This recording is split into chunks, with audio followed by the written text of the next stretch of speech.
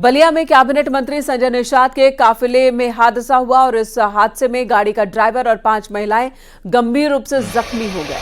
आनन फानन में घायलों को सीएचसी सिकंदरपुर में भर्ती कराया गया, जहां डॉक्टर्स ने गंभीर स्थिति देखते हुए उन्हें जिला अस्पताल रेफर किया है। घटना की खबर मिलते ही एसपी और एसडीएम सिकंदरपुर मौके पर पहुंचे।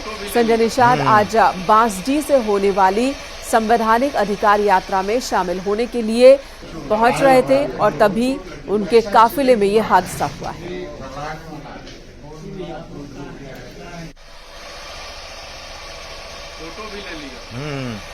रत्नेश हमारे सहयोगी फोन लाइन पर मौजूद है। रत्नेश, यह हादसा कैसे हुआ और जिन्हें चोट आई है उनकी चोट कितनी गंभीर है? जी, मैं आपको बता दूं कि देर रात लगभग 12 बजे कैबिनेट मंत्री निषाद पार्टी के राष्ट्रीय अध्यक्ष संजय निषाद जी का काफिला बलिया में संविधान रैली में शिरकत करने आ रहे थे, तभी जनवान पुल के पास दुर्घटनाग्रस्त हो गई, जिसमें एक गाड़ी पलट गई। हालांकि गाड़ी में बैठी महिलाएं लगभग 6 की संख्या में चोटिल हुई। आनन फानन में जानकारी होते ही अपर पुलिस अधीक्षक अनिल झा के साथ सिकंदरपुर एसडीएम रवि कुमार के साथ अन्य अधिकारी मौके पर पहुंच गए।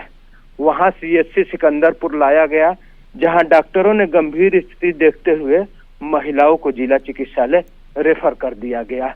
हालांकि डॉक्टर संजय निषाद अभी ठीक ठाक है, किसी भी प्रकार के संजय निषाद जी कैबिनेट मंत्री जी का चोट नहीं आई है। धन्यवाद आपका पूरी जानकारी देने के लिए। तो संजय निषाद के काफिले के साथ हादसा हुआ है, एक ड्राइवर 5 महिलाएं जख्मी हुई हैं, लेकिन किसी की भी स्थिति गंभीर नहीं, अच्छी बात है।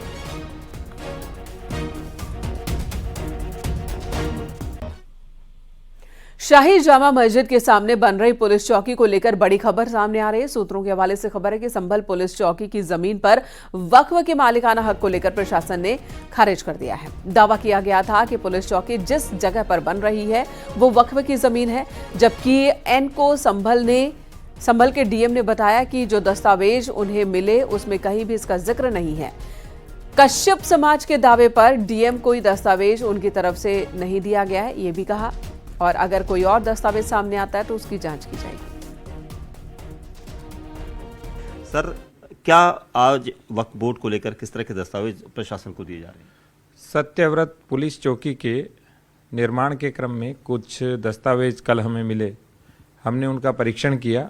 वो दस्तावेज रजिस्टर्ड भी नहीं है और उन दस्तावेजों की जब जांच की गई तो इसमें किसी प्रकार का कोई रकबा, कोई चौहद्दी, उसका वर्णन नहीं है। तो जो प्राइमरीली है उन दस्तावेजों के आधार पे कुछ कहा नहीं जा सकता है और हमने कहा भी है यदि आपके पास और भी कोई दस्तावेज है तो आप लेके आएँ, हम नियमानुसार कार्रवाई करेंगे। सर, क्या एक ही तरफ से कुछ लोग लेके आए थे या मतलब एक ही शख्स लेके आया था, कुछ और लोग अलग अलग भी लाए थे? हिंदू पक्ष की ओर से भी एक आवेदन आया है और दूसरे पक्ष की ओर से कोई आवेदन तो नहीं आया, किंतु दस्तावेज आए थे। तो उनका जो परीक्षण किया गया, उनके सत्यापन में ऐसा कुछ मिला नहीं और न ही उनका कोई टाइटल उसमें बन रहा।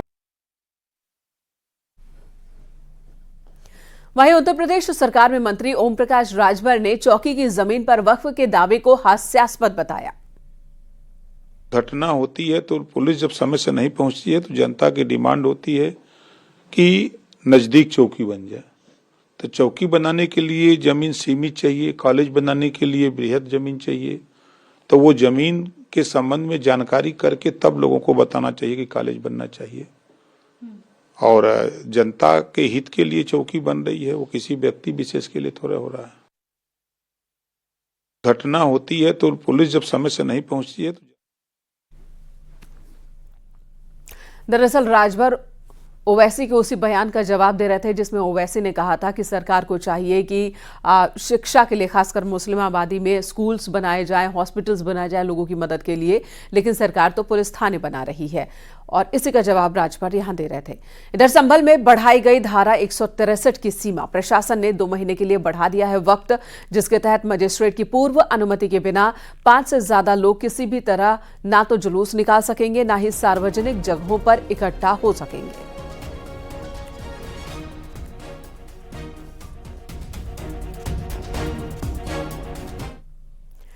सियासत में पोस्टर वार खत्म होने का नाम नहीं ले रही है। बीजेपी के बटेंगे तो कटेंगे वाले नारे को लेकर लगाए गए पोस्टर के बाद अब आए दिन अलग अलग स्लोगन्स नजर आ रहे हैं।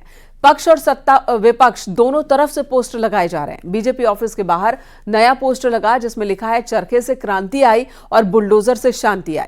पोस्टर में बुलडोजर की तारीफ की गई है। वहीं विपक्ष के निशाने पर एक बार फिर बुलडोजर आ गया। समाजवादी पार्टी का कहना है कि बीजेपी हमेशा ऐसे ही मैसेज देना चाहती है जिससे कि विवाद खड़े हों।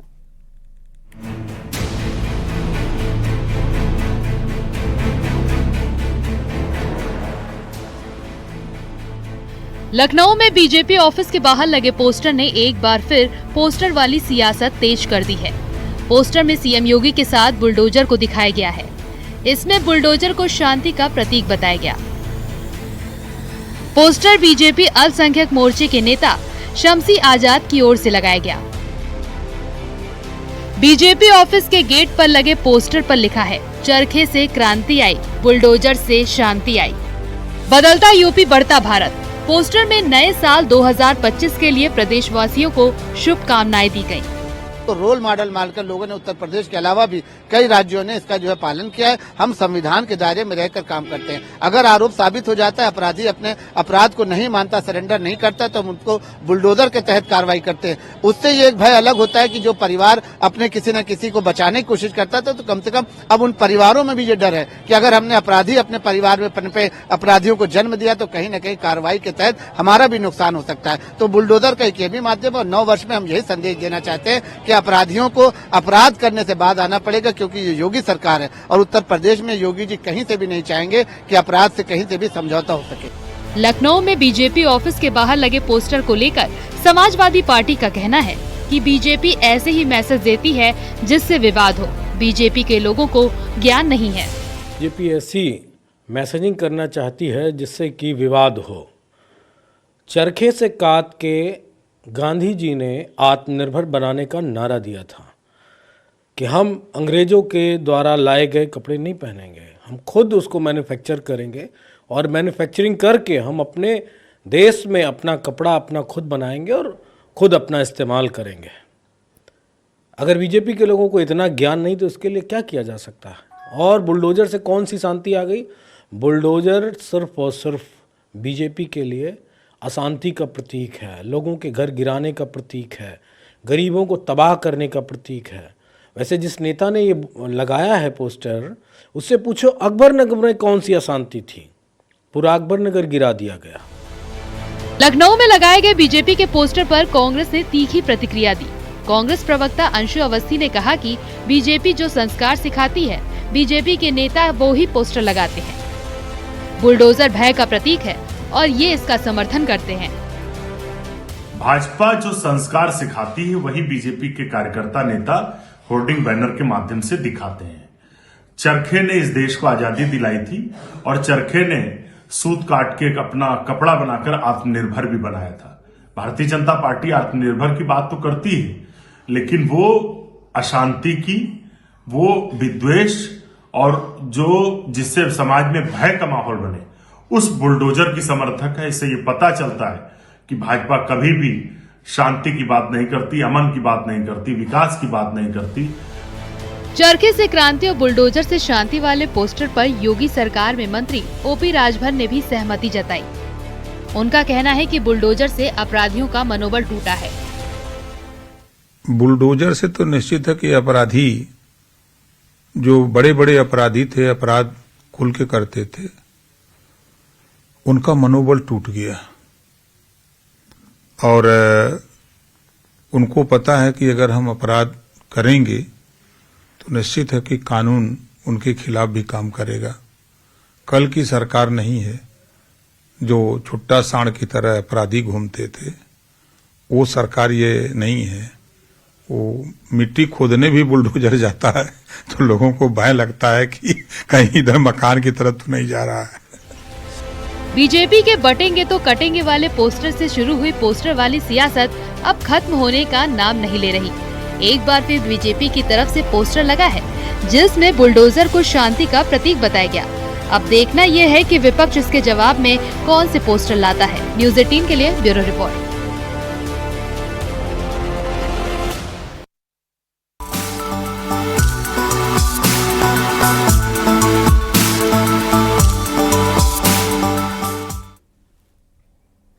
2024 को अलविदा कहकर साल 2025 का आगाज हो चुका है। नए साल के जश्न के साथ साथ साल 2025 का आगाज हुआ।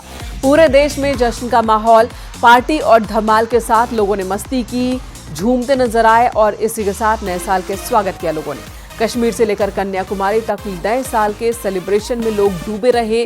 राष्ट्रपति, प्रधानमंत्री नरेंद्र मोदी और मुख्यमंत्री योगी आदित्यनाथ ने सभी को नए साल के मौके पर शुभकामनाएं दी हैं। अलग अलग शहरों की, अलग अलग राज्यों की और अलग अलग देशों की ये तस्वीर हम आपको दिखा रहे हैं, जहां पर आतिशबाजी हुई है, जमकर जश्न मनाया गया है, खूब पार्टियां हुई हैं। तो इस तरह से नए साल की शुरुआत हुई है। तमाम होटल्स की ओर से भी खास इंतजाम किए गए थे। वहीं दिल्ली का सीपी, वो तस्वीरें भी हम आपको दिखा रहे हैं, जहां पर बड़ी संख्या में लोग इकट्ठा हुए नए साल के मौके पर सेलिब्रेशन के लिए। रात 12 बजे तक डीजे के धुन पर लोग नाचते रहे, गाते रहे और इस तरह से नए साल की शुरुआत एक दूसरे को बधाई देने के साथ उन्होंने की। वहीं मंदिरों में और धार्मिक स्थलों पर भी भारी तादाद में लोग इकट्ठा हुए, रात से ही अपनी बारी का इंतजार कर रहे थे। गोल्डन टेम्पल की ये तस्वीर आप देख रहे हैं, जहां बड़ी संख्या में लोग पहुंचे। वहीं राम मंदिर की बात कर ली जाए या मथुरा के मंदिरों की बात कर ली जाए, हर जगह लोगों की भीड़ देखने को मिली। नए साल के पहले दिन की शुरुआत लोग ईश्वर की आराधना और उनके दर्शन के साथ भी करने के लिए धार्मिक स्थलों का रुख करते नजर आए और पार्टीज का दौर पूरी रात चलता रहा। अलग अलग जगहों की ये तस्वीर आपको दिखा रहे हैं।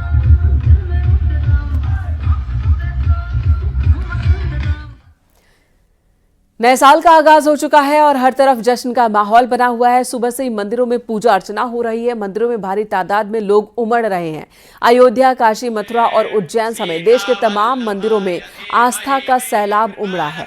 मंदिरों के बाहर भी लंबी लंबी कतार देखने को मिल रही है। भगवान के दर्शन पूजन कर लोग नए साल की शुरुआत कर रहे हैं और यही वजह की बड़ी तादाद में लोग धार्मिक स्थलों का भी रुख करते नजर आए। नए साल की पहली तारीख, पहला दिन ईश्वर के दर्शन के साथ जो लोग शुरू करना चाहते हैं वो मंदिरों तक पहुंच गए।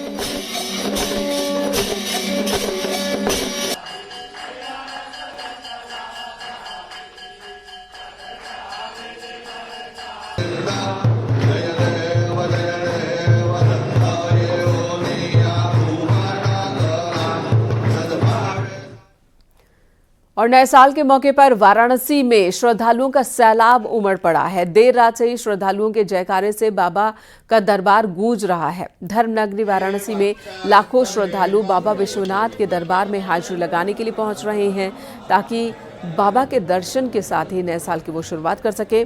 श्रद्धालुओं के जयकारे से मंदिर का कोना कोना गूंज रहा है और इस मौके पर काशी विश्वनाथ मंदिर में विशेष मंगला आरती भी की गई। बाबा का भव्य श्रृंगार किया गया। तस्वीरें आपको उसी वक्त की दिखा रहे हैं।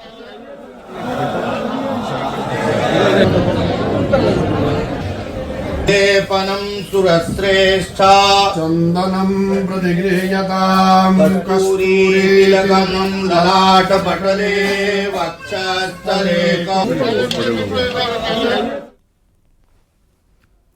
नए साल के मौके पर कान्हा की नगरी मथुरा में भी लाखों श्रद्धालुओं ने डेरा डाल रखा है। श्रद्धालु बांके बिहारी मंदिर समेत मथुरा और वृंदावन के प्रमुख मंदिरों में दर्शन पूजन कर रहे हैं। नए साल की शुरुआत वृंदावन से करने के लिए भक्तों में भारी उत्साह देखने को मिल रहा है। भीड़ को देखते हुए प्रशासन ने भी सुरक्षा के चाक चौबंद इंतजाम किए हैं। श्रद्धालुओं की सुरक्षा और सुविधा को लेकर मंदिर प्रबंधन द्वारा विशेष इंतजाम किए जा रहे हैं। मंदिरों को रंग बिरंगे गुब्बारों और देसी विदेशी फूलों से भी सजाया गया है। शहर की सड़कों पर जाम की स्थिति न बन सके, इसके लिए जिला प्रशासन भी विशेष इंतजाम कर रहा है।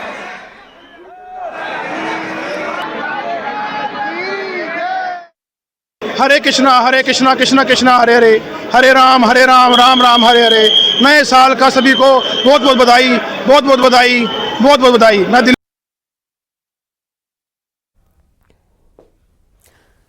और आगरा में भी लोगों ने जश्न के साथ नए साल का वेलकम किया। फतेहाबाद रोड पर होटल और रेस्टोरेंट में लोग डीजे पर थिरकते नजर आए। लोगों ने एक दूसरे को गले मिलकर नए साल की बधाइयां दी।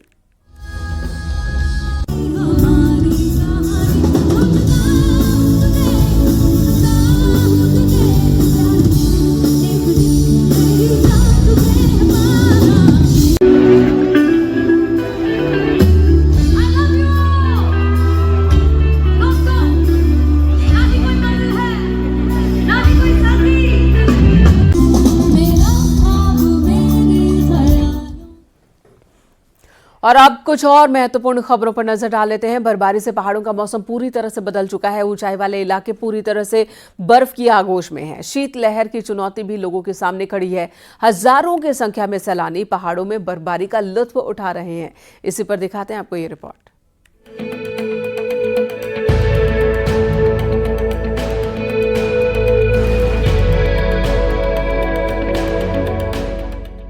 नए साल के मौके पर पहाड़ों पर बर्फबारी का दौर लगातार जारी है।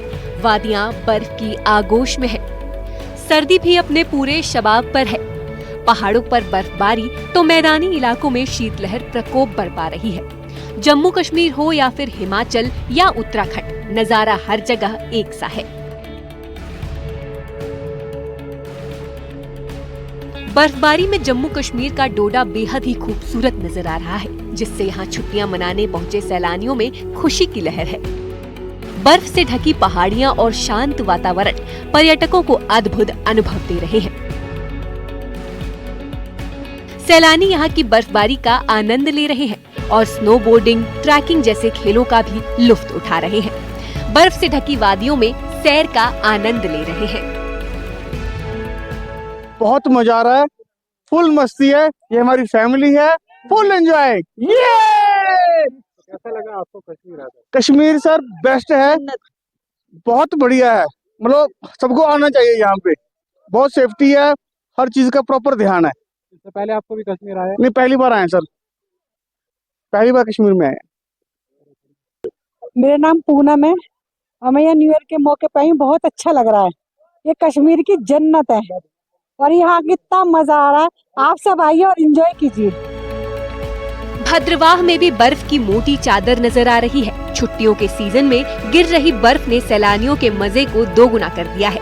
भद्रवाह में जहाँ तक नजर जा रही है, हर तरफ सिर्फ और सिर्फ बर्फ की सफेद चादर ही है।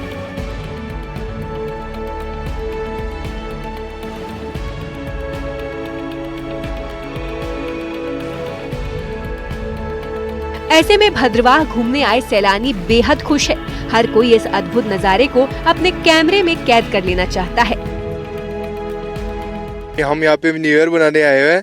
Very nice places, Bhadarwah is very nice. We are really enjoying over here. It took us like a while to come here from Katra, but it's really very impeccable place and we are so happy to be here. We are with our family and the staff is really good. Food is very good, amenities is very good, and this place is really like heaven. Vadarvia is like, you know, it's like a heaven for us, and we would like to come here like every year. So we are so happy, we are enjoying. The snowfall is so good. बहुत अच्छा लग रहा है। हम लोग बहुत enjoy कर रहे हैं, बता नहीं सकते। मतलब इसको मिनी स्विट्जरलैंड बोल सकते हैं। यार एंजॉइंग सो मच। हम बहुत बड़ी फैमिली के साथ आए। हमारे बच्चे बहुत एंजॉय कर रहे हैं, जैसे कि मेरा बेटा और बाकी सब अंदर है। बहुत मजा आया। अनंतनाग में नेशनल हाईवे पूरी तरह बर्फ से ढका हुआ है। सैलानी बर्फबारी का मजा लेते दिखे। पहाड़ों पर इस वक्त बर्फ की परत चढ़ी हुई है। जम्मू कश्मीर का गुलमर्ग इस समय बर्फबारी के बाद से गुलजार है। बड़ी तादाद में सैलानी गुलमर्ग पहुंचे हैं और बर्फबारी का लुत्फ उठा रहे हैं। भारी बर्फबारी से पहाड़ियां चांदी जैसी चमक रही हैं। पहाड़ों के अलावा पेड़ और मकान भी बर्फ से लगे हुए हैं। यहाँ पे लोकल टूरिज्म को बहुत ज्यादा फायदा मिलेगा। टूरिस्ट बहुत आ रहे हैं तो बहुत ज्यादा फायदा मिलेगा, उससे हम बहुत खुश हैं। मेरा नाम है कामनी सिंगला। हम संगरूर से आए हैं, पंजाब डिस्ट्रिक्ट संगरूर। हमारी सिटी है सुनाम। हम कश्मीर यहाँ पहली बार आए हैं घूमने। न्यू ईयर के मौके पे आए थे। बहुत अच्छा लग रहा है। जन्नत है, जन्नत।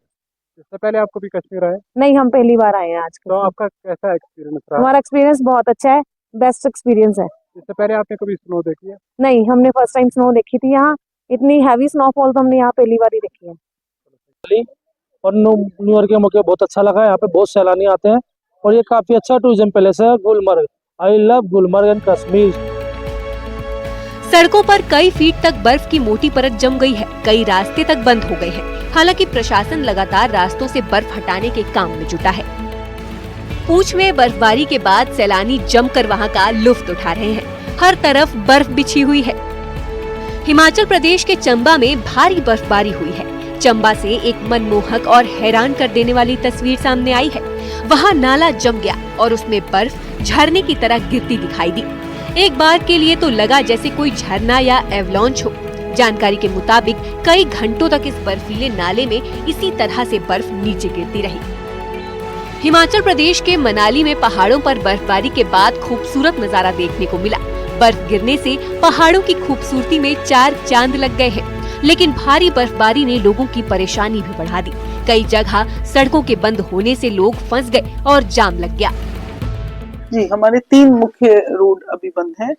जो रोहतांग पास का रोड है वो आपको पता है कि अब अगले सीजन ही खुलेगा।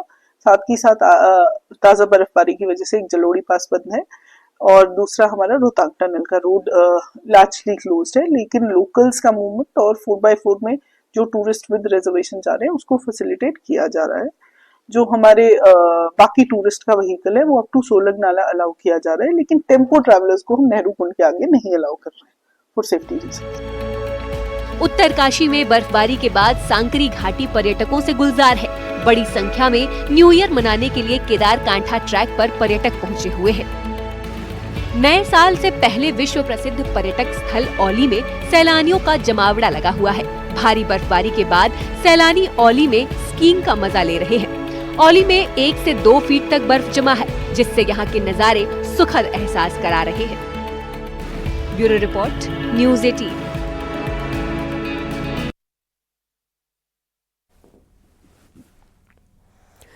आगरा में नए साल की पार्टी करके जा रहे लड़कों ने एक लड़के की गोली मारकर हत्या कर दी। थाना सिकंदरा क्षेत्र के करगिल पेट्रोल पंप के पास की ये वारदात है। बताया जा रहा है कि एक नए साल की पार्टी चल रही थी और इसी दौरान कुछ लड़के कार से जा रहे थे, तभी रास्ते में एक लड़का अपने साथी के साथ स्कूटी से जा रहा था।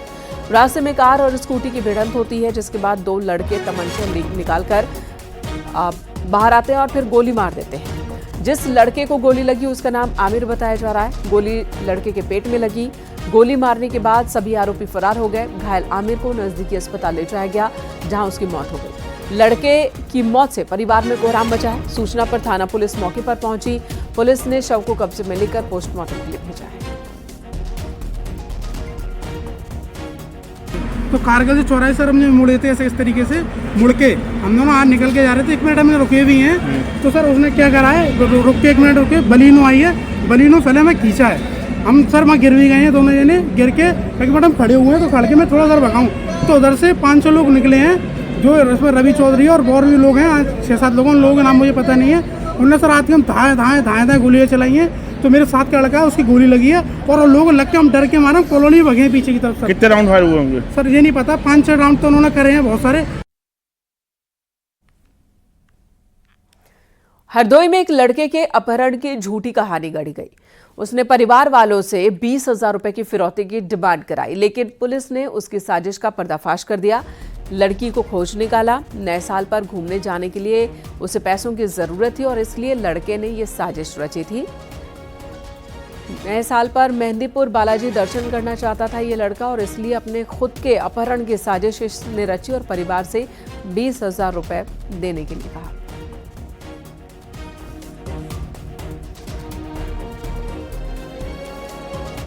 यूपी में बदमाशों का एनकाउंटर जारी है। गाजियाबाद में पुलिस ने एनकाउंटर के बाद गौकशी के 2 आरोपियों को गिरफ्तार किया, जबकि एक फरार हो गया। आरोपों के मुताबिक तीनों अपराधी गौकशी की योजना बना रहे थे। पुलिस ने घेराबंदी की तो बदमाशों ने फायरिंग शुरू कर दी। जवाबी कार्रवाई में एक बदमाश जख्मी हुआ, जिसे गिरफ्तार किया गया। उधर झांसी में जिला जेल के जेलर पर जानलेवा हमला के मामले में आरोपियों का एनकाउंटर हुआ है। पुलिस की जवाबी फायरिंग में दोनों बदमाशों के पैर में गोली लगी, जिन्हें पुलिस ने इलाज के लिए मेडिकल कॉलेज में भर्ती कराया। गौरतलब है कि 14 दिसंबर को जिला जेल के जेलर कस्तूरी लाल गुप्ता पर रेलवे स्टेशन के पास जानलेवा हमला हुआ था।